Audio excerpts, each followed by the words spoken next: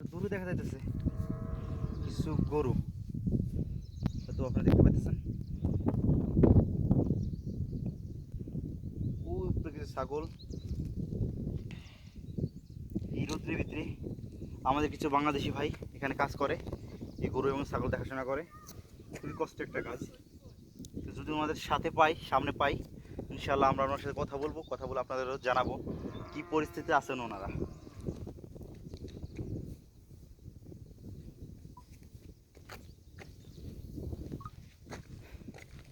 এখন আমাদের বিদায়ের পালা, উঠতেছি। অনেক বড় একটি পাহাড়, উঠতেও অনেক কষ্ট হবে,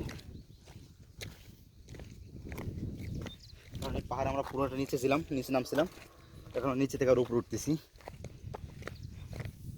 ওয়াও, সুন্দর একটি মন মুগ্ধকর একটা জায়গা, নিরিবিলি, কোনো হইচই নেই। যদি আপনারা কেউ এখানে পার্সোনালি সময় কাটানো চান, নিরিবিলি একটা জায়গা, তো আপনি এখানে আসতে পারেন। কিছু বড় ভাইয়ের নামতেছে খানা মানা নিয়ে, এখানে প্রোগ্রাম করছে। কি অবস্থা ভাই, পিকনিক করতেছেন নাকি?